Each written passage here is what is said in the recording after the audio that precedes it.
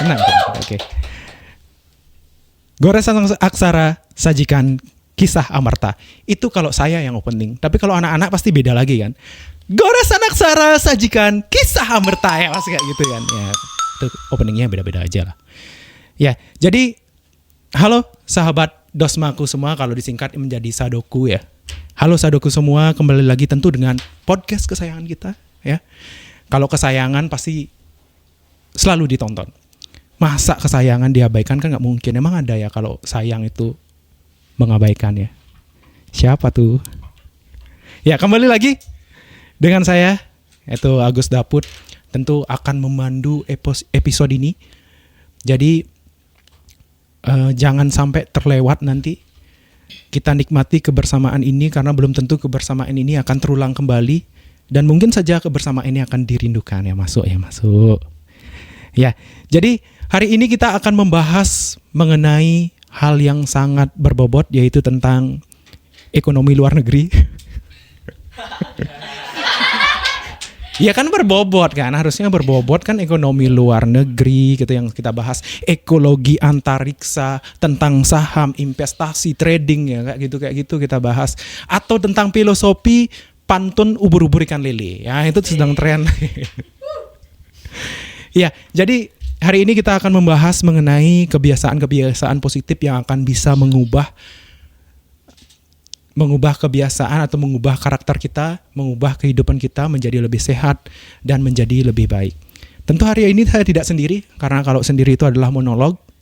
Saya bersama seorang wanita yang sangat strong sekali, yang sangat baik hati, rupawan, dan juga tutur katanya lembut. Kalau kata-kata anak-anak sekarang itu, ini ibunya soft spoken banget ya.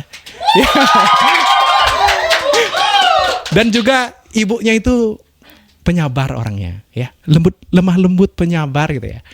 Ya, mari the one and only, yaitu ibu kita, Ibu Waka Kesiswaan, Ibu Sangayu Putu Citawati. Oke.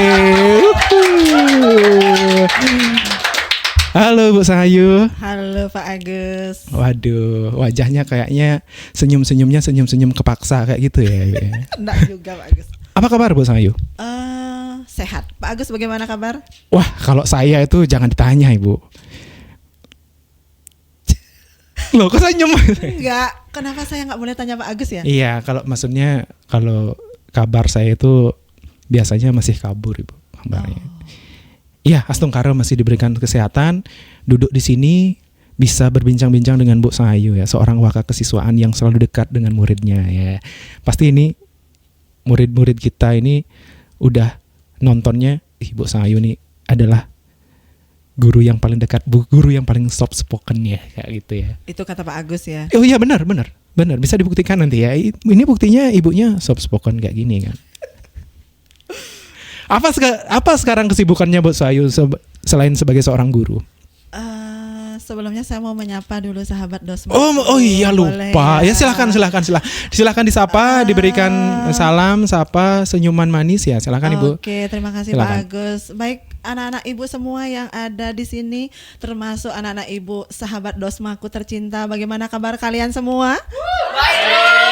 Oke, terima kasih. Seperti apa yang disampaikan oleh Pak Agus tadi, Ibu dibilang ini terlalu berlebihan kalau menurut Ibu. Kata Pak Agus, Ibu mungkin sangat dinanti-nanti oleh anak-anak, tetapi pikiran Ibu tidak. Mungkin ya dari 900 orang siswa di SMA Negeri 1 Temuku yang menunggu Ibu, paling 1 orang yang menunggu. Apa itu Ibu? Ada Pak Agus. Menanti sampai saat ini itu orangnya. Waduh. Keren ya Pak Agus ya. Iya, memang saya saya pahami karena aura Ibu itu sangat sangat keluar, positif, pasti juga akan memikat kan gitu ya, satu orang gitu.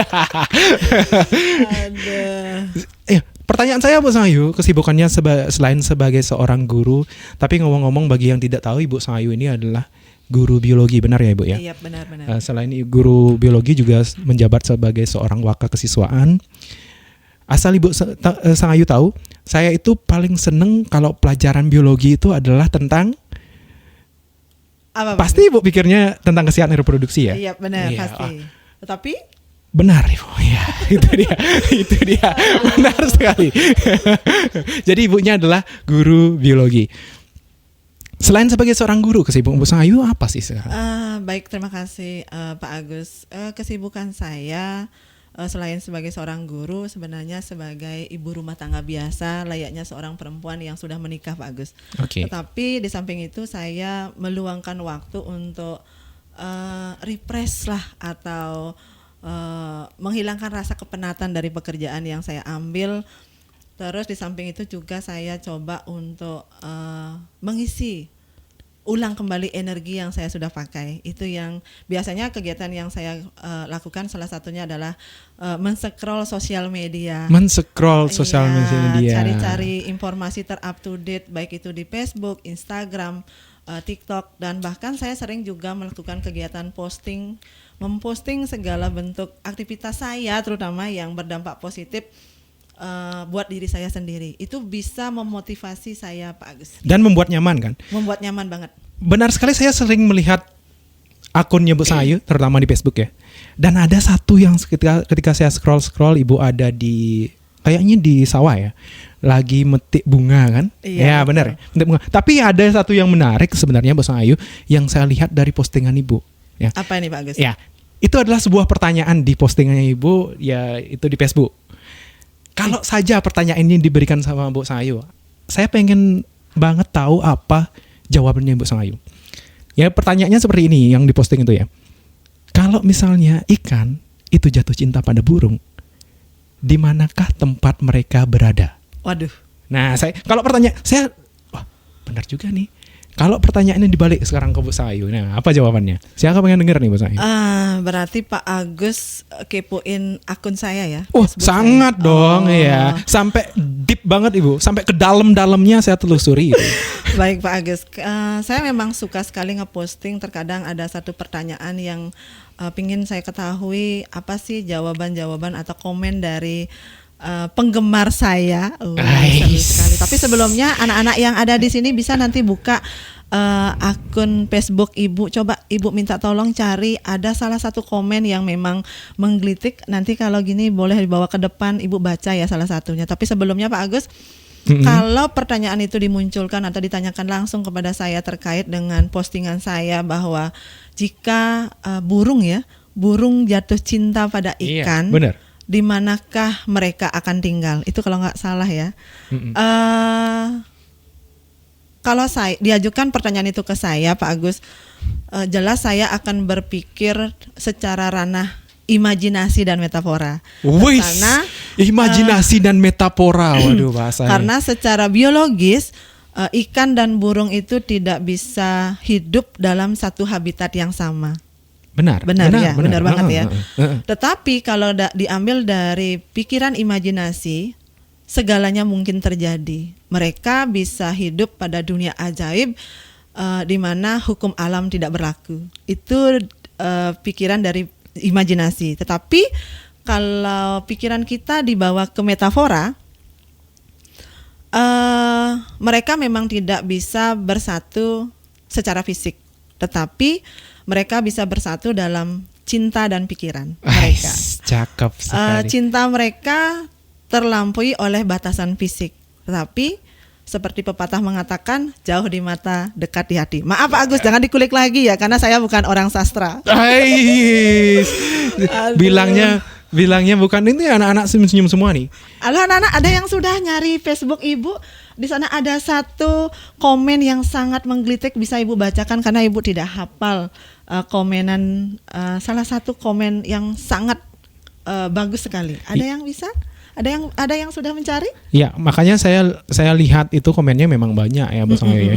Karena saya tertarik dengan pertanyaan itu ya, gimana ya caranya seorang ikan yang cinta kepada burung, dia tempatnya di mana gitu. Jadi karena habitatnya berbeda ya, secara biologis itu berbeda. Dan secara metafora Ibu jelaskan bahwa ada alam imajinatif yang akan membuat mereka menjadi bersatu. Jadi tetap saja tidak bisa memiliki secara raga dong, tetapi memiliki secara perasaan gitu. Jadi cinta kan tidak mesti memiliki Pak Agus. Aduh, berat nih. berat nih podcaster nih, kalah nih kalau kayak gini nih. Saya tidak bisa. Jangan dikulik lagi Pak Agus. Oke, ya. Kita masuk ke gini Bos Ayu. Saya tertarik dengan tentang waka kesiswaan ya. Biologi sudah dijelaskan tadi tentang postingan itu ya. Iya, waka kesiswaan. Bu Ayu kapan sih jadi seorang waka kesiswaan? Kapan ya? Kok saya mulai lupa. Kapan hatiku senang? Iya. Setahun, 2 tahun? Sudah 2 tahun. Oh, sudah 2 tahun. Saya mulai jadi waka kesiswaan ber-SK-kan itu tanggal 1 Juli 2022. Mengajukan diri atau dipilih Bu Ayu? Tidak mengajukan diri, tetapi dipilih langsung oleh Bapak Kepala Sekolah. Oh, Bapak Kepala Sekolah yang berarti Bapak Sekolah yang sebelumnya. Iya. Pak Komang Juli ya? Iya, Pak Komang Juli. Oke. Dipilih, berarti kalau dipilih memang punya potensi dan memang benar ya. Aduh, tidak juga Pak Agus. Banyak yang tidak tahu sebenarnya Bu Ayu. Waka kesiswaan itu apa, lalu tugasnya apa? Bisa nggak sharing sedikit tentang itu? Oke deh. Sebenarnya waka kesiswaan itu adalah tugas yang ada pada struktur organisasi sekolah yang bertanggung jawab membantu kepala sekolah secara umum yang mengelola dan mengembangkan segala hal terkait dengan kesiswaan. Iya. Biasanya secara garis besarnya tugas inti dari kesiswaan itu kan sudah barang tentu Pak Agus mungkin sudah tahu ya, memberikan pembinaan terkait dengan tata tertib dan kedisiplinan siswa. Terus menjalankan program-program kesiswaan, terus termasuk juga kegiatan OSIS dan ekstrakurikuler yang ada di sekolah kita. Di samping itu juga menanamkan dan mengembangkan karakter peserta didik. Iya. Di samping itu kita juga kalau di kesiswaan ada yang namanya kegiatan PPDB kalau dulu, sekarang ada istilah baru SPMB, Sistem Penerimaan Murid Baru, dan terkait juga mutasi siswa. Itu yang dibidangi tugas waka kesiswaan. Di samping juga itu ada mengkoordinir kegiatan MPLS. Itu secara garis besar. Di samping juga mungkin Pak Agus di sini selaku guru BK sudah tahu bahwa yang namanya saya bukan. Iya bukan. Saya podcaster nih podcaster saat ini. Oke lah Pak Agus, terserah Pak Agus maunya apa ya. Iya.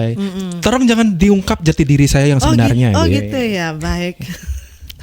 Maaf Pak Agus, itu sih secara umum seperti itu. Yang jelas tugas dari waka kesiswaan memberikan pembinaan dan pengembangan karakter peserta didik baik dari segi disiplin, tata tertib dan prestasi siswa. Itu secara umum Pak Agus.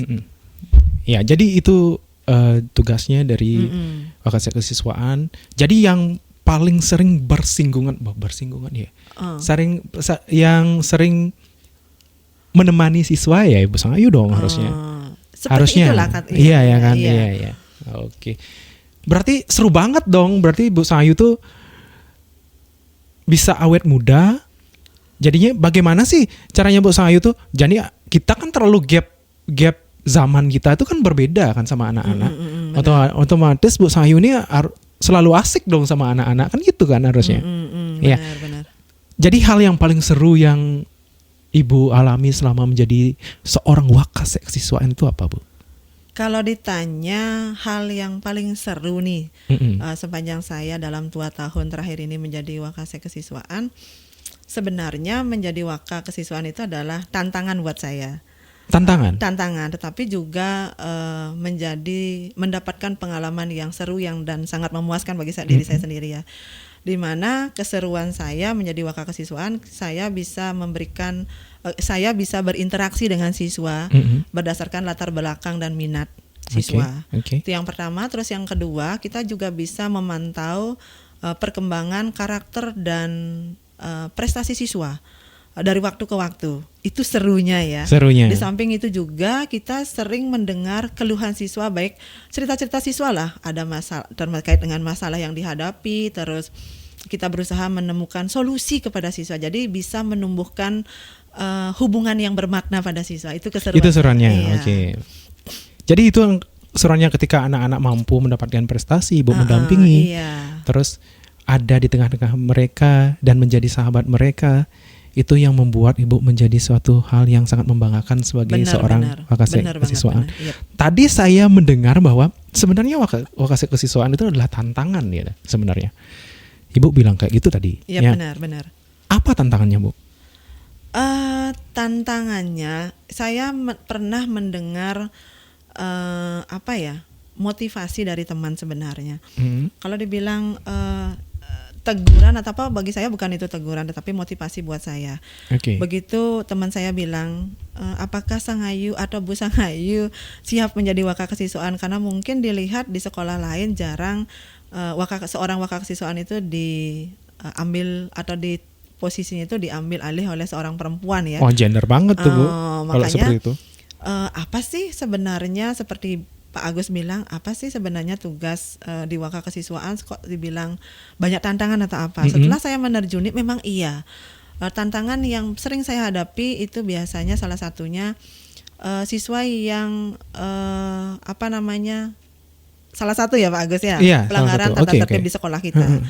Itu tantangan buat saya. Kita sudah sering memberikan pembinaan kepada siswa, pendekatan juga sudah kita lakukan. Ternyata terus ada aturan-aturan yang memang diterapkan atau diberlakukan di sekolah kita, tetapi masih saja ada siswa yang melanggar aturan atau tata tertib yang berlaku. Oke. Di samping itu yang menjadi tantangan, bagaimana caranya saya sekarang menangani siswa-siswa yang sering masuk terlambat. Mungkin masuk terlambat, terus bolos pada mata pelajaran, terutama ada mungkin laporan siswa siswa yang loncat tembok Pak Gus. Itu kan tantangan juga. Padahal loncat tembok. Iya. Itu sih beberapa tantangan yang saya temukan sebagai wakakesiswaan. Tapi kalau untuk kita di sini memang siswa-siswa kita itu karena memiliki bagus sekali ya sebenarnya. Walaupun ada 1-2 orang yang memang melanggar aturan yang berlaku di sekolah kita, tapi masih bisa kita berikan satu pendekatan yang beragam, memberikan pembinaan dan bimbingan secara konsisten. Iya, benar. Oke. Menarik sekali sebenarnya tuh Bu Sayu tentang tantangan-tantangan itu. Saya tertarik menanyakan seperti ini sebenarnya. Dari yang Ibu sampaikan, ada yang loncat tembok, ada yang terlambat. Saya ingin menanyakan seperti ini. Apa permasalahan, tentu sebagai wakakesiswaan Ibu Sang Ayu pasti banyak menangani permasalahan-permasalahan yang dihadapi oleh siswa. Benar. Begitupun dengan sebaliknya adalah prestasinya mereka juga Ibu Sang Ayu pasti tahu juga. Yep. Saya ingin bertanya seperti ini sebenarnya. Permasalahan yang paling banyak terjadi di sekolah itu apa? Skip dulu sampai sana. Jawabnya nanti, karena pertanyaan yang juga saya ingin banget tanyakan terkait dengan apa yang Ibu sampaikan. Hal yang membuat Bu Sang Ayu down itu apa sih sebagai seorang kesiswaan? Wih, seru nih ya. Sebenarnya menghela napas Bu Sang Ayu. Benar. Beban banget saya ini gitu ya. Bukan sih Pak Agus ya. Oh ya, bukan ya. Oke. Down atau tekanan selama saya menjadi wakakesiswaan terus terang bisa teratasi di sini karena mungkin Pak Agus sendiri sudah mengetahui bagaimana sistem kekeluargaan di SMA Negeri 1 Tembuku. Benar banget. Saya tidak membanding-bandingkan loh ya Pak Agus. Iya. Memang sih kita tidak memungkiri terkadang apa yang sudah kita lakukan terkait dengan upaya-upaya kita memberikan pembinaan, terus pendampingan terhadap kegiatan-kegiatan terkait dengan kesiswaan Pak Agus ya. Tetapi kalau ada umpama tidak mungkin kita selalu akan berhasil ya, mengalami kegagalan sedikit saja, terkadang ada beberapa teman yang menganggap atau memandang sebelah mata. Itu terkadang mendownkan mental kita sebenarnya, tekanan buat saya sendiri. Tetapi syukurnya kita di SMA Negeri 1 Tembuku ya, tempat saya bertugas, kekeluargaannya bagus sekali. Bagus kita banget.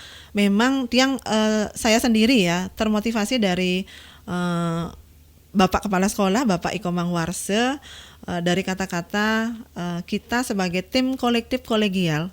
Apa itu Bu? Saya nggak tahu tuh. Kolektif kolegial. Biasanya ini anak-anak kelas C biasanya yang punya ini. Nanti bisa ditanyakan langsung sama Bapak Kepala Sekolah ya. Iya. Jadi kita di jajaran manajemen, Bapak, Ibu guru dan pegawai, termasuk warga sekolah secara keseluruhan, termasuk siswa ya.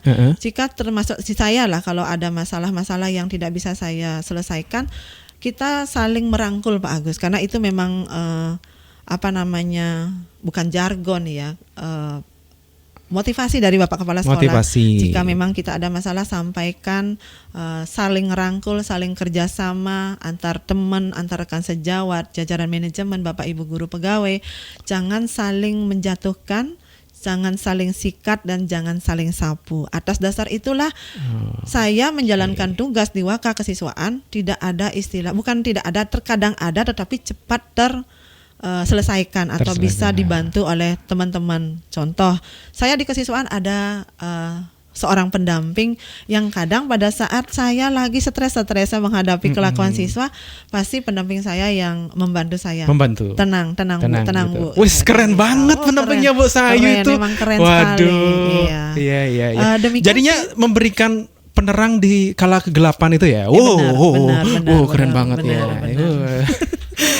Demikian sih Pak Agus. Jadi tidak ada satu tekanan dalam menjalankan tugas saya sebagai Waka Kesiswaan. Begitu Pak Agus. Oh gitu.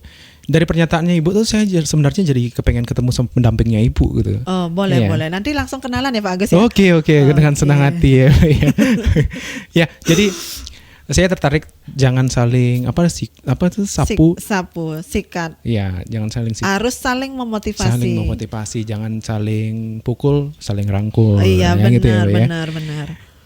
Ya, benar. Jadi kolektif kolegial itu mungkin saya dari pernyataan Ibu saya menangkapnya bahwa kita itu bekerjanya bersama-sama, jadi menyelesaikannya juga secara tim bersama-sama. Iya, bersama-sama. Ya, gitu. Ya, jadi pertanyaan yang tadi Bu Sayu, hal yang hal atau masalah siswa yang paling banyak terjadi di sekolah itu apa? Kalau masalah yang ada ya di sekolah paling banyak siswanya. Terutama di SMA Negeri 1 Tembuku ya Pak Agus ya. Okay. Masalah dari beragam Pak Agus, dari masalah kecil sampai masalah besar yang kompleks juga ada. Tetapi cenderung masalah yang paling banyak dan sering terjadi di sekolah kita itu adalah terkait dengan pelanggaran tata tertib. Tata tertib. Salah satunya siswa terlambat ke sekolah. Oh, itu yang paling banyak ya? Paling banyak. Oh iya. Mungkin paling sering. Terus yang kedua itu adalah bolos pada pelajaran. Bolos pada pelajaran. Terus yang ketiga mungkin yang sering itu adalah siswa tidak memakai pakaian sesuai dengan aturan yang berlaku. Iya, atributnya. Contoh ikat pinggang. Sepatu, kaos kaki, itu mungkin yang sering, tapi sudah kita adakan pembinaan sebenarnya Pak Agus. Di samping juga ada siswa yang tidak semua sih Pak Agus, 1-2 yang merokok di area lingkungan sekolah Pak Agus. Oh gitu. Iya, tetapi untuk saat ini masih sudah ada himbauan tempat-tempat bahwa di sekolah dilarang merokok. Kan memang tidak boleh. Tidak boleh, benar. Termasuk kantin-kantin seharusnya tidak boleh menjual rokok itu sendiri. Iya. Ya, gitu. Ya, jadi itu yang paling banyak ya. Iya, paling banyak. Lalu yang dilakukan oleh Ibu Waka Kesiswaan kita yang soft spoken ini ya. Aduh. Dari tadi saya dengar itu suaranya halus saja kan, benar kan apa yang saya katakan kan?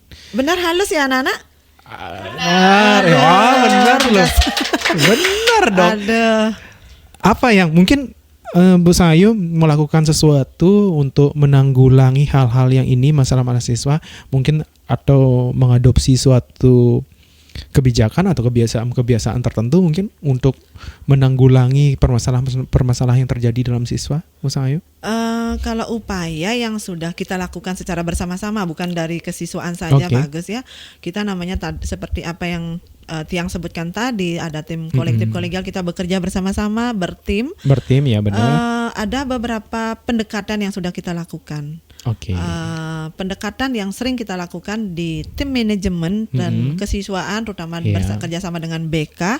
Yang pertama itu ada bimbingan dan konseling. Bimbingan dan konseling. Terus sering juga dilakukan oleh teman-teman di BK, Bapak Ibu guru di BK, melakukan mediasi pada siswa yang berkonflik.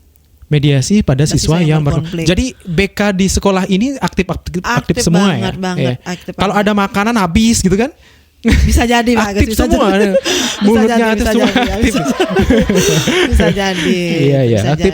Oke. Terus sehat-sehat berarti. Sehat banget. Ketiga, kerjasama dengan koordinasi lah sifatnya, orang tua siswa dengan wali siswa. Oh ya, berarti menjalin hubungan yang iya. positif dengan wali, melakukan kolaborasi Iya, dengan benar, orang benar, tua itu tetap benar, dijalanin benar, juga. benar. Oke. Di samping itu kita juga mengadakan koordinasi dan kerjasama dengan pihak-pihak tertentu, misalnya seperti apa yang sampaikan tadi dengan guru BK, Iya, kepala sekolah dan kepala pihak sekolah, ya, kepolisian juga sering. Walaupun kita tidak ada masalah yang melibatkan sampai ke pihak kepolisian ya, tapi Iya. kita juga mengadakan satu kerjasama kepada pihak kepolisian, memberikan apa ya kayak sosialisasi lah kepada anak-anak Iya. terkait dengan etika dan disiplin kepada anak-anak kita di sini. Itu sih Iya, ada benar. kerjasamanya.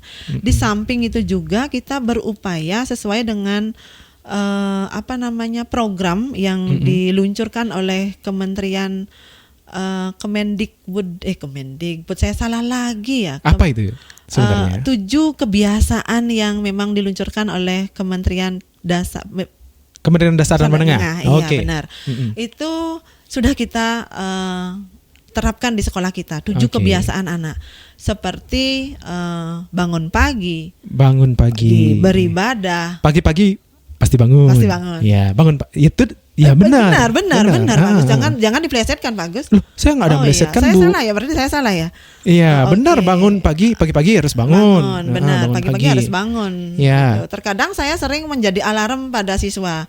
Pagi nelpon kalau gini WA, anak-anak masuk jam segini gitu kepada anak-anak OSIS atau apa, itu sering saya lakukan. Sering. Sering. Wah. Itu membiasakan kepada anak 7 kebiasaan itu, bangun pagi. oke. Terus beribadah. Yang kedua, beribadah. Iya. Terus yang ketiga ada apa anak-anak? Ada yang tahu ini sudah disosialisasikan Bapak Agus. Oh iya, Ini. iya. Ada bangun pagi, beribadah, setelah beribadah berolahraga. Pak. berolahraga. Oke, Berolahraga. benar. Terus setelah berolahraga makan makanan sehat dan bergizi. Makan sehat dan bergizi Bergizi. seperti gini mie instan? Bukan. Oh, Pak Agus. bukan. Bukan. Iya. Biasanya anak-anak sukanya yang mie instan yang cup kayak gitu ya. Oh iya, benar. Habis itu sampahnya dibuang kemana-mana dan sisanya masih tuh.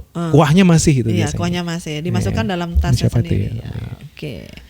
Terus gemar belajar. Gemar belajar. Gemar belajar. Iya, oke. Terus Gemar ada belajar. kebiasaan yang ke-6 bermasyarakat. Bermasyarakat. Terus kebiasaan yang ke-7 itu adalah tidur cepat. Tidur cepat ya Bu ya, benar Iya, ya. tidur Bukan cepat tidur ya. Tidur cepat. Tidur Pak. cepat, bukan cepat tidur. Bukan. Karena di kelas-kelas itu anak-anak biasanya cepat tidur ya Bu ya. Iya. Benar ya? Mungkin karena gemar belajar Iya. ya, gemar belajar. Iya. Akhirnya cepat tidur meraih mimpi. Iya, Ya, benar. itu biasanya alasan anak-anak ya seperti itu. benar. Meraih mimpi gimana caranya? Cepat tidur ya dia katanya seperti itu. Ya saya menarik banget nih Bu Sang Ayu. Jadi ada 2 hal bahwa tadi ada kolaborasi dari berbagai aspek yang Ibu Sang Ayu lakukan.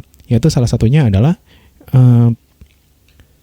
tadi adalah berkolaborasi dengan orang tua tetap dan juga ada kepolisian dan pihak-pihak terkait juga. Iya, benar-benar. Kepolisian ini benar juga karena anak-anak zaman sekarang bukan anak-anak saja, mungkin kita juga sebagai seorang warga negara itu jarang menggunakan helm pada saat mengejar.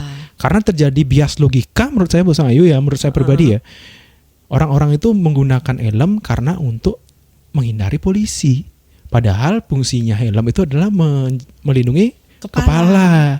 Karena tidak ada satu toko pun yang menjual kepala. Benar ya? Benar. Kalau menjual helm itu banyak loh. Kalau menjual Makanya- kepala tidak ada. Iya, Pak. menjual kepala nggak ada. Makanya ini terjadi bias logika. Jadi anak-anak itu berlogikanya bahwa pakai helm kalau ada polisi. Padahal itu untuk jatuh itu kepala pecah itu nggak ada yang jual masalahnya. Iya. Ya benar ya itu Iya, ya Bu Sang. benar. Ya benar. Yang kedua tentang 7 kebiasaan anak Indonesia hebat itu tadi, wah sangat sebenarnya itu sangat, kalau dipikir-pikir itu sederhana sekali tapi harusnya sangat kompleks sekali itu dalam menjalankannya kan gitu. Tapi ngomong-ngomong saya ini terdistract atau dengan tumbler yang ada di sana itu, wis keren Pak. Keren sekali. Ini salah satunya. Yap, benar. Iya. Tapi saya sebenarnya punya juga misalnya. Tumbler Pak Agus di mana ya? Lah, bis tolong bis. Nah, ini tumbler kita kok kembaran sama kayak gini ya. Iya. SMA Negeri 1 Tembuku. SMA Negeri 1 Tembuku loh. Boleh minum dulu nggak kita nih? Silakan. Oke. Pak. Minum dulu lah. Anak-anak kalau yang di sini mau minum silakan ya. Iya. Santai semua. Kita silakan Ibu. Kalau mau pesan apa-apa nasi Padang bisa. Biasa lawar ple.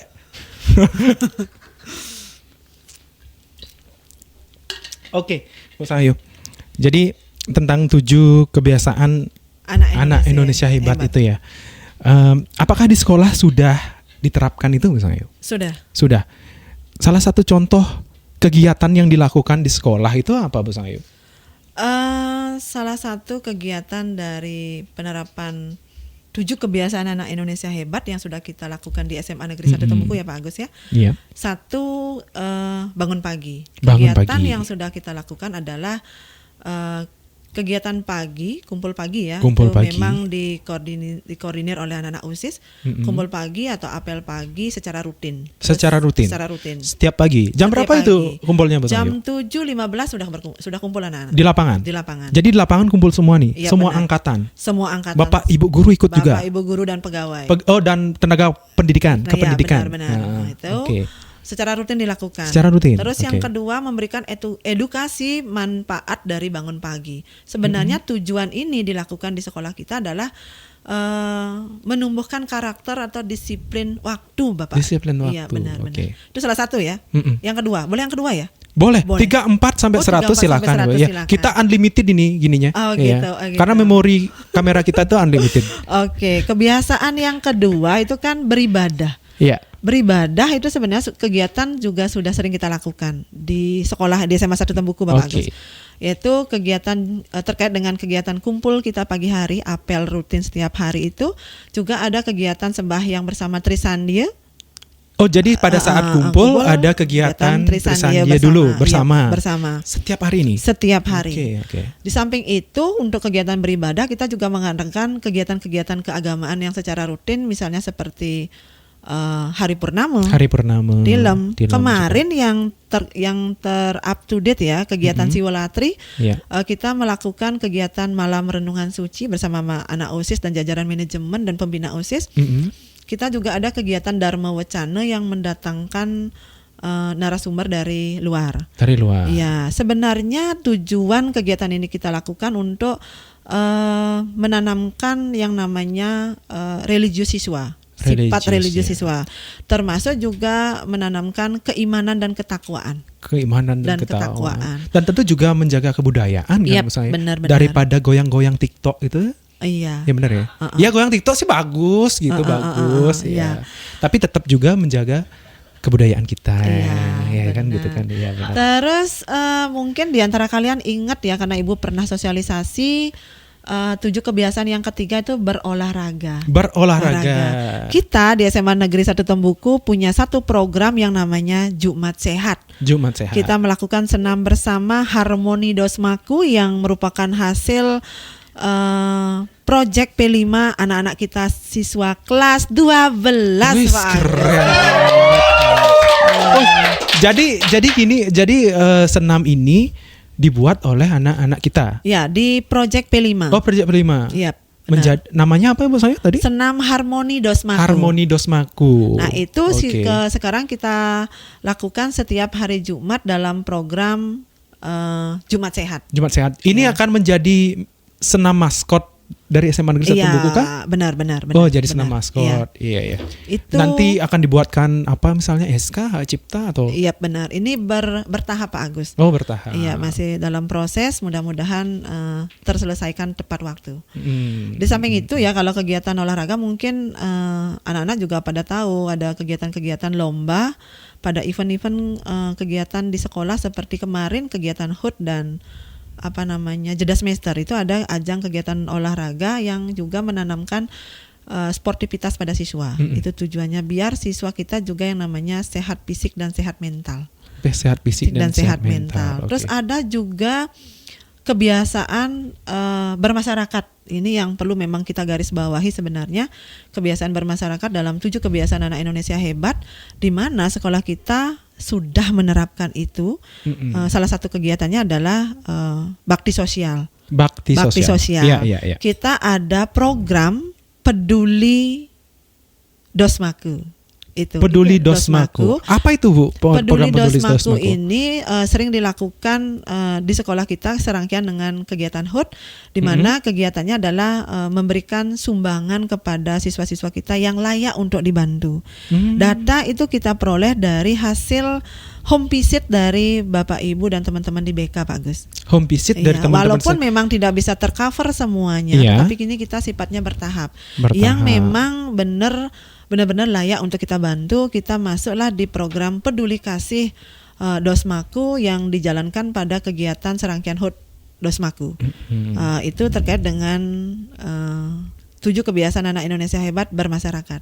Bermasyarakat. Benar. Di samping itu juga kan kita sering mengadakan kegiatan gotong royong di area lingkungan sekolah. Itu di samping juga kemarin kita punya satu ekstra yang keren di Dosmaku, itu adalah Sispala. Apa itu siswa lalu? Siswa pencinta alam. Wih, siswa pencinta Benar ya? alam. Benar anak-anak ya? Oke, itu kita mendapat undangan spesial kemarin untuk melakukan kerja bakti di Pasar Di Yang Api. Oh iya ya. Itu kan kita juga menanamkan yang namanya siswa peduli dan bermasyarakat lah. Bermasyarakat. Gitu. Itu Iya. sih yang sudah kita lakukan, termasuk apalagi ya 7 kebiasaan yang belum saya sampaikan. Yang tadi belajar juga, Bu. Oh, Gemar belajar. Iya, Kalau gemar belajar, kegiatan yang sudah kita lakukan di sekolah kita adalah literasi. Literasi. Membaca buku di Membaca buku di perpustakaan. Di samping juga di sekolah kita ada program serasi, selasa literasi yang diisi Selasa. oleh Oke. anak-anak dan guru. Di samping itu juga, ini berkat Bapak Kepala Sekolah, Bapak Iko Mangwarse, kita ada kerjasama dengan Nyalanesia, di mana literasi kita semakin eksis, Pak Agus. Anak-anak mulai membuat satu kumpulan cerpen. Nyalanesia ini apa, Bu? Dia Apa namanya? penerbit buku Iya, penerbit buku. dan juga tentang sastra ya. Iya benar, itu kita kerjasama dan ini sudah menghasilkan kumpulan cerpen dan puisi dari anak-anak Dosmaku yang dibedah lewat kegiatan bedah buku di kegiatan HUT kemarin. Sudah Jadi 2 anak-anak kali. punya buku nih sekarang. Benar-benar. Yang di dalamnya ada kumpulan cerpen dari atau- anak. Wih, keren banget nih. Anak-anak kita bersama Bapak Ibu guru. Bapak Ibu guru juga Iya, ikut. Iya. Waduh, saya suka sebenarnya bercerita itu, Ibu ya. Tapi ceritanya agak ngawur sih sebenarnya. Ya jadi janganlah buat cerpen dulu ya. Bahaya Ustaz. kalau bahasanya ngawur ke Pak Agus nggak cocok, Pak Agus. Yang Iya. cocok apa? Ya silakan. Persepsi apa Agus ya, persepsi Pak Agus sendiri. Iya, Cocoknya apa? gemar belajar tadi itu ya. Iya, Gemar literasi. belajar tentang literasi dan Benar. ada juga serasi. Prestasi gimana Ibu? Sudah provinsi, kabupaten? Kita kalau di prestasi pernah masuk internasional, Pak. Wih, internasional nih, Iya, beneran internasional. Benar. Apa itu prestasinya, Bu Sangyo? Lomba karya ilmiah, Pak Agus. Karya tulis ilmiah. Wih, Ilmiah. nggak main-main banget nih prestasinya internasional. Ya, nanti kalau yang Dapat medali? dapat medali gold medal kita mendapatkan 3.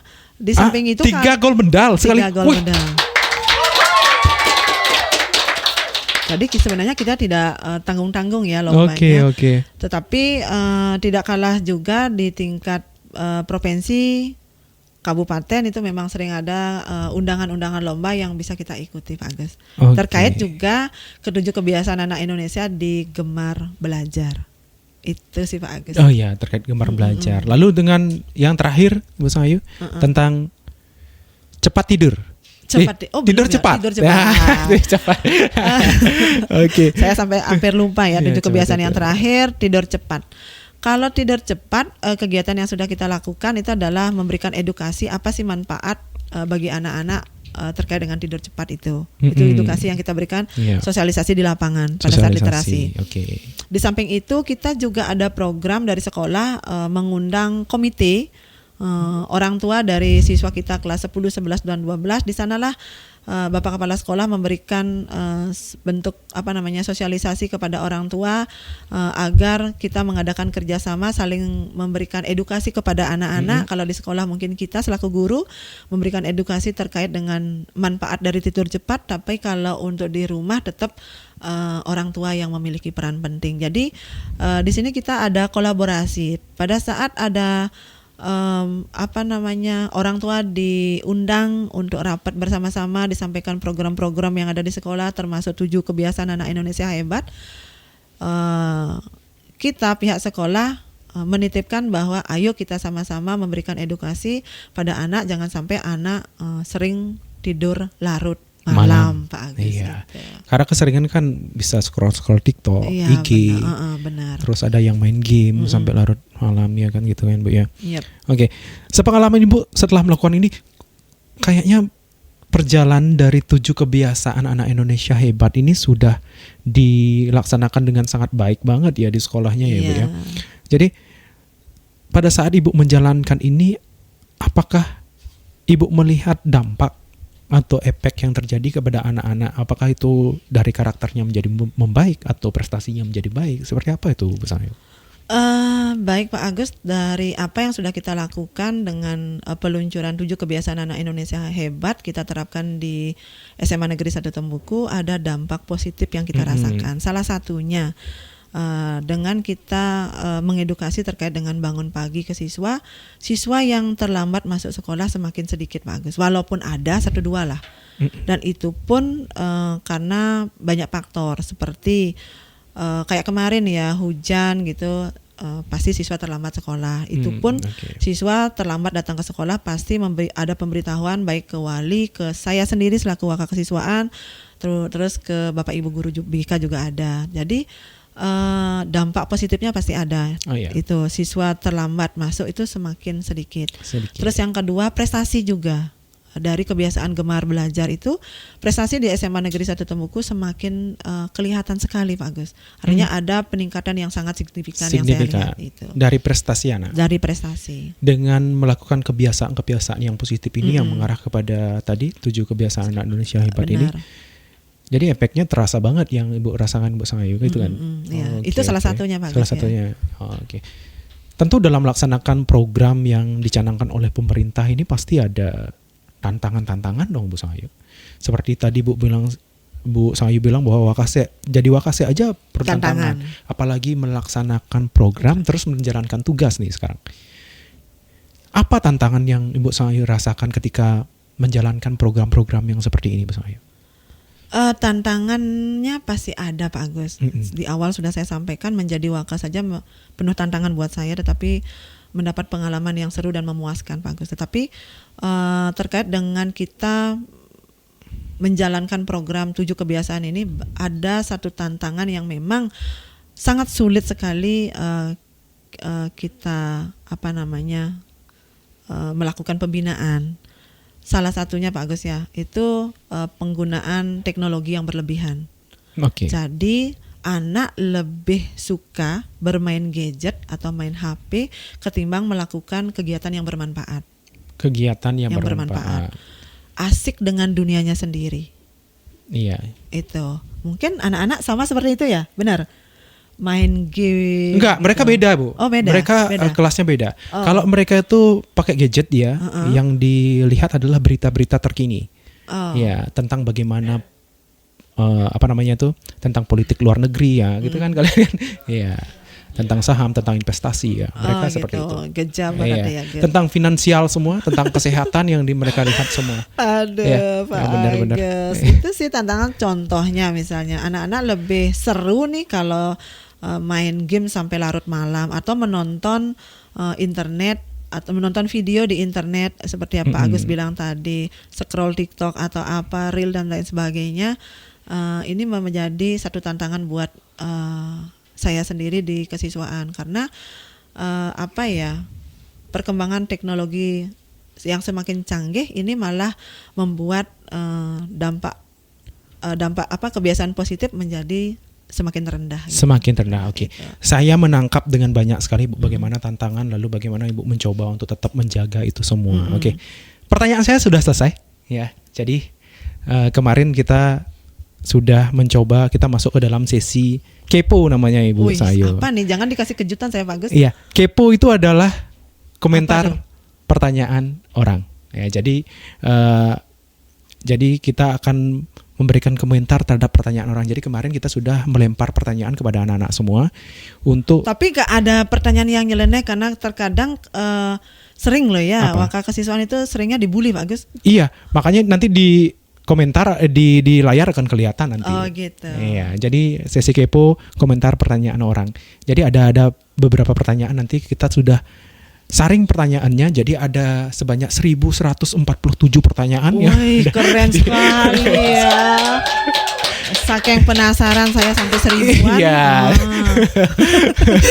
Jadi ada sebegitu. Jadi silahkan Ibu Sangayu jawab pertanyaannya. Oke, next. Satu Pertanyaan pertama. saja ya, satu saja berarti ya. Ini kita Mewakili Pak Agus. Ini kita rangkum sebanyak 100 pertanyaan, Bu. Waduh, ya. mati saya Pak Agus nih.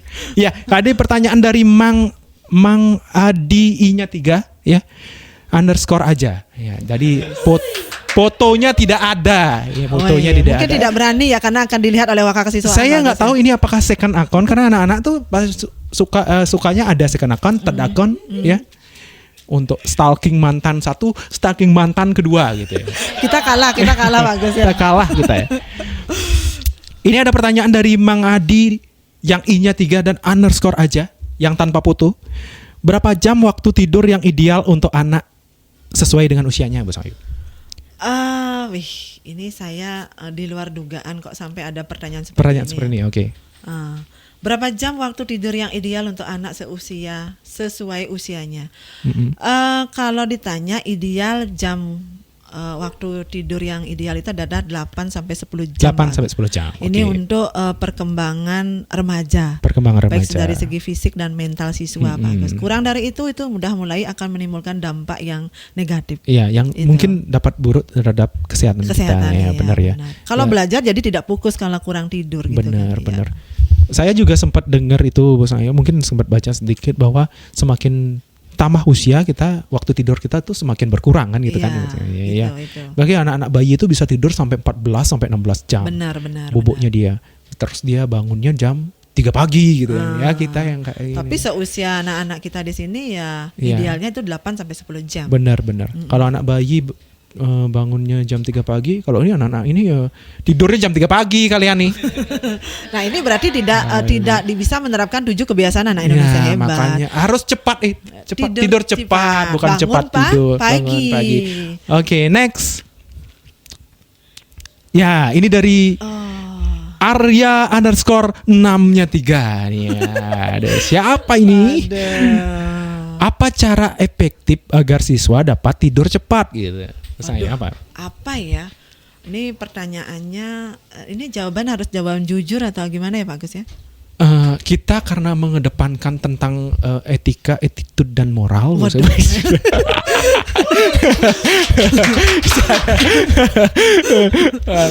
Iya, kita jawab yang jujur sesuai dengan Bu Sangayu. Oke. Iya. Cara efektif agar siswa dapat tidur cepat itu sebenarnya gampang Pak Agus. Apa itu? Kira-kira? Apa tuh? Kira-kira? Ya, pengen ini banget. penasaran mereka ya. Iya. Membaca buku. Coba Pak Agus, kalau membaca buku cepat ngantuk tidak? Cerdas sekali. Ini adalah jawaban sepanjang usia saya. Ini adalah jawaban yang paling cerdas menurut saya. Coba, Ya, benar. kalau Pak Agus Benar. nggak bisa tidur, Iya. ambil buku dibaca. Ya, mungkin saya baca, Bu. Baca. Iya, tetapi nggak tahu nih anak-anak yang ini yang nanya ini. Apakah Iya. membaca atau tidak? Kalau dikasih buku dia dipakein bantal bukunya. Itu gampang sekali. Gimana caranya? Kasih AP. Tetap cedang peninggalannya, tetap apa namanya itu? Ya, tetap melek dia. Melek, iya. Iya, jadi gampang ya. Gampang, Minta aja belajar Iya, dia. minta aja belajar. Kalau bahasa Balian nih belajar malu nih gitu. Aduh, langsung Iya, ngantuk. Bu. Ya, gitu. Langsung Jadi ngantuk. tadi itu bahasa Bali, jadi nanti akan ada translate-nya di sini. Editor tolong ya, translate ya. Iya, jadi ya benar juga sih, kasih buku ya udah benar, tidur. kan? Ya, Kan ya, jadinya kita bisa menerapkan 7 kebiasaan itu. benar. Gemar belajar. Tidur cepat. Oke. Next. Aduh, jangan dong terlalu banyak ini nanti. Nih, apa peran disiplin dalam kehidupan anak Indonesia? Wis. Apa ini? Ya? Kalau ditanya peran disiplin dalam kehidupan anak Ini Indonesia. sebentar Bu, ini yang nanya nih Ayu U-nya 3. Ini kok suka yang 33 nih, kenapa nih? Iya. Ayu TR01 ya gitu ya. Apa mungkin penanya ini ada di antara salah satu di siswa audiens ini? Ada nggak? Nggak tahu nih. Ada ya? Nggak tahu saya. Oh, Ya, punya cowok iya. 3. Oh, katanya. gitu. Oh, gitu. Jadi yang 33 ini menentukan kita yang nggak paham maksudnya ya, kita yang nggak paham. 33. Iya, itu, oke. ya. Iya. Terkait Lanjut, Bu. dengan peran disiplin dalam kehidupan anak, itu kita lihat dari bercermin pada orang sukses anak-anak. Orang sukses karena disiplin. Karena disiplin. Kalau Oke. tidak sukses, orang yang tidak sukses itu orang yang tidak disiplin. Tidak Intinya disiplin. seperti itu. Jadi disiplin sangat berperan dalam kesuksesan seseorang. Kesuksesan seseorang. Jadi seperti itu. Yep. Maksudnya. Yep. Oke. Jadi ini saya bacakan lagi ya. Ini ada dari, nah ini Litari _1YY yang ada yang bertanya. 3 juga? Enggak, ini Y-nya 2 nih. Oh 2. Ya. Berarti pacarnya 2 Pak Agus? Gitu ya? Iya, Dia ketawa benar dia. ya. Gitu ya. Apa dampak jika anak tidak membiasakan diri untuk melakukan 7 kebiasaan anak Indonesia hebat? Apa dampaknya Bu Songhayu? Kalau ditanya dampak, seperti kita jadinya kilas balik terhadap apa yang Ibu sampaikan tadi ya. Bahwa apa sih manfaat dari 7 kebiasaan anak Indonesia hebat? Itu manfaatnya adalah bisa perkembangan karakter dan prestasi siswa itu akan semakin bagus, intelektualnya bagus, kecerdasannya bagus, prestasi akan meningkat. Prestasinya juga. Kalau dampak yang ditanya dampak, kalau tidak diterapkan 7 kebiasaan anak Indonesia hebat, salah satunya adalah sederhananya saja prestasi pasti akan menurun. Akan menurun. Iya benar. Iya. Itu salah satu saja. Salah satunya itu adalah dampaknya kalau kebiasaan-kebiasaan positif itu tidak dilakukan. Iya, Oke. benar. Nah, ini ada pertanyaannya, ini mirip-mirip nih 2 pertanyaan. Yang satu nanyanya seperti ini. Apa hubungan dari Sukma SNJI _ ya? Fotonya tidak ada juga. Ada 3 atau 2-nya nggak hurufnya? Nggak ada. Oh, nggak ada. Ini aman ini. Kayaknya 1 nih kayaknya. Berarti masih jomblo itu. Kenapa kalian ketawa, Bro? Aduh. Apa hubungan antara sarapan sehat dan kesehatan mental? Nah, ini juga sama nih pertanyaannya, agak-agak mirip. Dari Spitfire, wih, Purnama. Dengan apa nih? Dengan foto profilnya yang siluet membanding nih. Seharusnya maksudnya kebalik siluetnya. Harusnya orangnya hitam, backgroundnya itu putih gitu. Ini kebalik nih. Bagaimana korelasi Keren sekali antara pola makan sehat dan bergizi terhadap kemampuan kognitif anak? Ini biasanya anak-anak kelas C nih kayak gini nih ngomongnya nih. Biasanya Ayu Arisanti nih ngomong ke saya kayak gini dulu nih. Ya, ketua OSIS kita. Biasa. Ya, menggunakan terminologi kayak gini ya. Bisa diulang yang sebelum ini Purnama siapa tadi? Ya, kalau sebelum Purnama itu Sukman Ji, dia mengatakan apa hubungan antara sarapan sehat dan kesehatan mental. Ini juga sama, bagaimana hubungan atau korelasi antara pola makan sehat dan bergizi terhadap kemampuan kognitif atau kecerdasan anak. Keren sekali. Berarti itu dua pertanyaan yang saya rasa mirip-mirip karena ada korelasi. Ada korelasinya. Apa hubungannya dengan makan terhadap kecerdasan dan juga mental kita, perasaan kita. Termasuk juga peningkatan kognitifnya ditanya. Iya, mungkin kalau ini kayaknya pertanyaannya nutrisionis banget ya. Iya, harus mendatangkan nutrisionis di sini. Tetapi mungkin karena Ibu diketahui sedikit mengajar biologi dan dipikir untuk paham tentang hal ini, Bu. Sebenarnya begini Pak Agus, kenapa sarapan sehat, apa sih hubungan antara sarapan sehat dengan kesehatan mental? Itu dulu yang tanggapi. Ada hubungannya yang kedua ya. Oke. Coba anak-anak bayangkan jika kalian tidak sarapan pagi, belajar pasti tidak fokus. Fokus, benar. Ibu sendiri saja mungkin yang sering mengisi kegiatan pagi hari tidak sarapan pasti akan memberikan pengumuman atau literasi uring-uringan jadinya. Tidak fokus, uring-uringan, emosi tidak terkendali. Itu biasanya yang sering terjadi. Ini juga sudah barang tentu mengganggu yang namanya kesehatan mental. Emosi tidak bisa terkendali karena tidak sarapan. Oh gitu. Jadi setiap pagi memberikan instruksi kalau Bu Songhayu uring-uringan. Berarti belum sarapan. Berarti belum sarapan. Oh, berarti Pak Agus, setiap hari Ibu belum nggak sarapan dong? Oh, enggak. Berarti Pak Agus biasanya uring-uringan dong ya? Nggak sarapan setiap pagi. Anak-anak yang di sini yang mendengarkan termasuk anak-anak Ibu yang di dunia maya di sana, kalau sudah melihat Bu Songhayu uring-uringan dalam kegiatan literasi di pagi hari, oh Pak Bu Songhayu belum sarapan sehat nih, sediakan makanan yang yang sehat anak-anak. Berarti setiap hari nggak sarapan. Oh iya, itu sih korelasinya Pak Agus. Kalau sudah sarapan sehat tidak, kesehatan mental pasti terganggu karena belajar tidak fokus.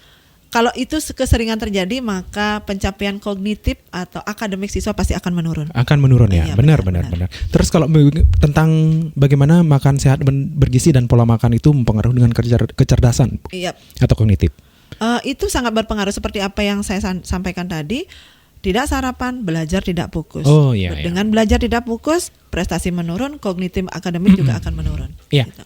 Saya juga lagi seneng-senengnya nonton podcast Bang Ayu. Podcastnya itu adalah podcastnya si Dr. Tirta dan Adi Rai yang membahas tentang dunia-dunia kesehatan. Iya.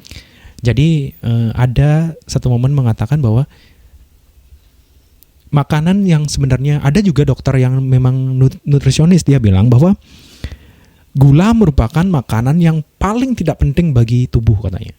Jadi nasi, gula-gula dan yang lain itu malah membuat badan kita menjadi tidak seimbang dan membuat sedikit gangguan dalam berpikir. Dia bilang kayak gitu. Jadi yang paling bagus adalah apa? Yaitu yang paling bagus adalah asupan protein. Protein yang artinya kalau di bahasa, saya dikasih tahu sama Adi Rai langsung nih. Yaitu protein itu adalah protos yang artinya itu yang utama. Jadi yang paling utama itu adalah protein. Jadi anak-anak yang mau nurunin berat badan, yang mau langsing, itu sebenarnya yang perlu diperhatikan adalah pola makannya. Jadi kalau kalian mau cerdas juga, yang diperhatikan adalah pola makannya. Pola makan itu berpengaruh 80%, olahraganya 20%. Ya. Gitu ya Bu Sangayu ya. Iya benar. Oke, lanjut kita. Pertanyaan yang selanjutnya adalah Ayu Ika Wulandari. Sudah Pak Agus. Berapa pertanyaan itu sudah? 1000 harus saya jawab ya? Iya, 100 sih. Oh 100. Iya. Bagaimana cara sekolah meminimalisir anak-anak yang susah untuk membawa tumbler ke sekolah? Ini dong Pak Agus ya? Oh, saya punya juga, sama lagi. Iya. Anak-anak di sini ada punya tumbler? Iya. Iya, bagaimana caranya Bu Sangayu untuk meminimalisir? Sudah selimputan nih Pak Agus ya. Meminimalisir. Meminimalisir siswa yang susah untuk membawa tumbler. Iya. Sebenarnya kegiatan ini sudah sering kita lakukan. Salah satunya adalah sosialisasi dulu. Begitu ada surat edaran, kita mengadakan sosialisasi ke anak. Kenapa kita harus membawa tumbler? Tujuannya adalah mengurangi sampah plastik. Itu yang pertama. Iya. Sosialisasi 1, 2, 3 kali kita lakukan, tidak ada perubahan, kita adakan pembinaan. Pembinaan, okay. Tetap saja ada siswa yang tidak membawa tumbler, kita mengadakan sidak. Jadi sidak itu seperti apa? Sidak itu ke kelas-kelas siswa yang tidak membawa tumbler siapa, yang membawa tumbler berapa orang. Contoh misalnya di kelas A atau kelas B, jumlah siswa 39 atau 36 yang bawa tumbler, 30 berarti yang tidak membawa tumbler 6 orang. Yang 6 orang ini kita kasih konsekuensi yang sifatnya mendidik, Pak Gas. Contohnya, Bu? Contohnya, karena ini terkait dengan tumbler itu mengurangi sampah plastik, maka kita kasih dia tugas yang mendidik, membersihkan sampah di lingkungan sekolah. Itu salah satu salah satu. Kedua, berliterasi dia terkait dengan bahaya sampah plastik. Oh gitu. Itu sih yang kita lakukan. Jadi tujuan kita untuk membiasakan anak-anak pakai tumbler itu untuk mengurangi sampah plastik. Oke. Ini Bu, ada yang pertanyaan terakhir kita, yaitu adalah ada sih ini XX_Dika24 yang bilang, ya kok tanya saya gitu ya. Wih, ini nggak boleh ditanya. Jangan ditanya saya berarti. Ya ini kayak cewek yang lagi menstruasi aja nih, nggak boleh ditanya. Ini cewek-cewek ini senyum-senyum dikit-dikit aja dia.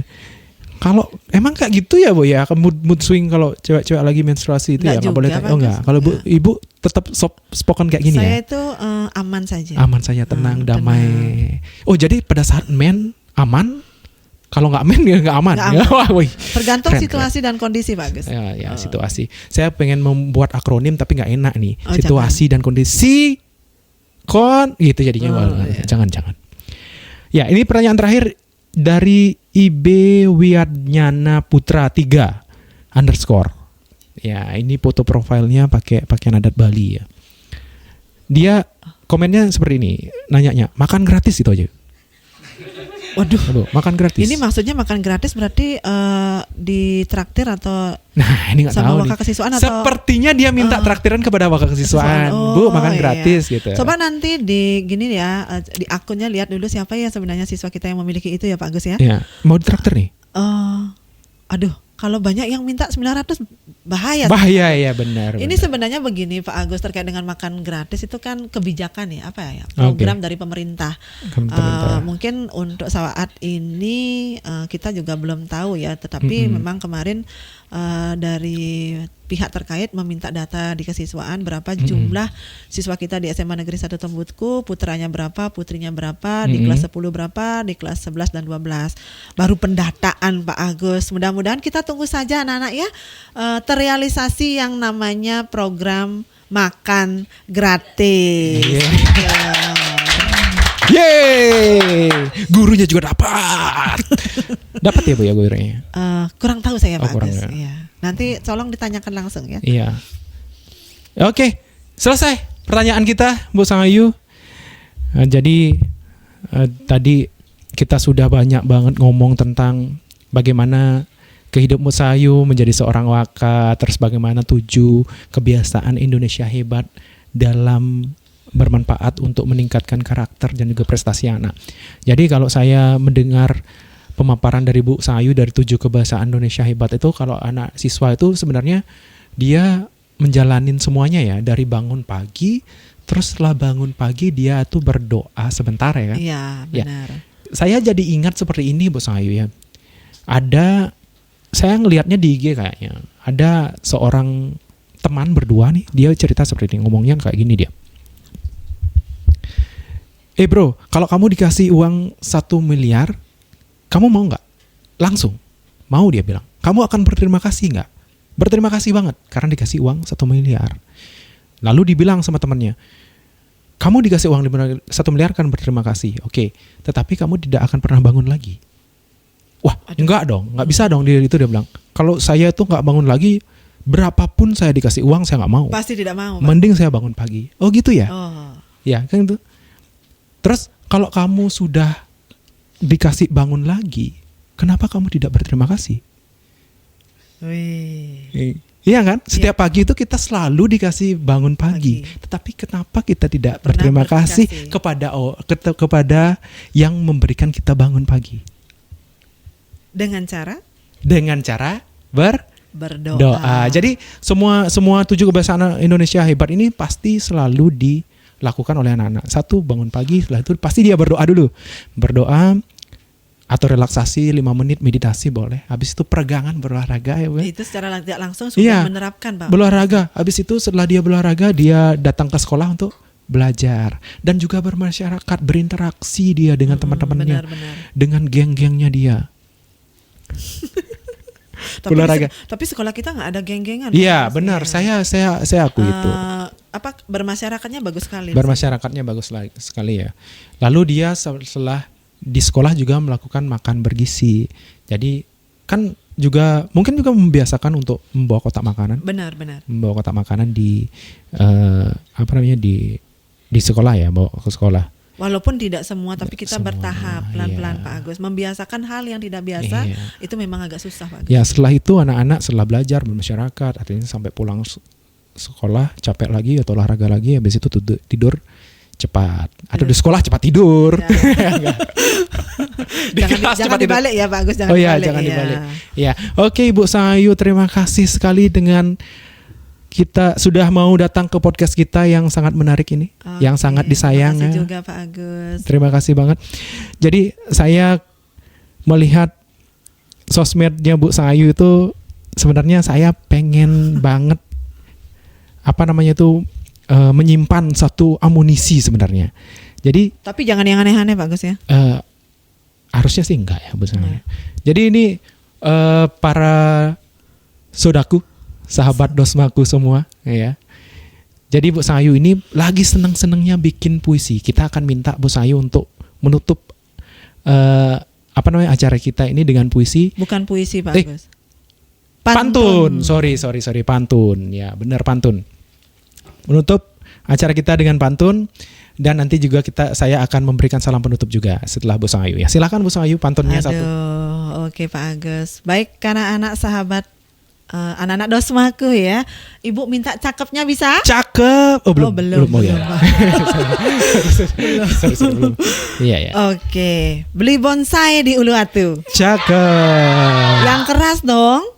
Ibu ulang ya, beli bonsai di Uluwatu. Ketemu dia beli sandat. Wahai anak-anak Dosmaku, mau jadi anak Indonesia hebat? Keren banget. Iya. Tentu kita selesai di episode ini. Sampai ketemu lagi dalam episode selanjutnya. Tentu masih dalam podcast kesayangan kita. Ya. Jadi berilah inspirasi dengan bercerita. Berceritalah untuk mengungkap rasa-rasa dalam kata-kata. Mudah-mudahan agar sedikit reda segala derita. Jadi sebagai penutup, tetaplah bangga menjadi bagian dari SMA Negeri 1 Tumbuku. Terima kasih semuanya.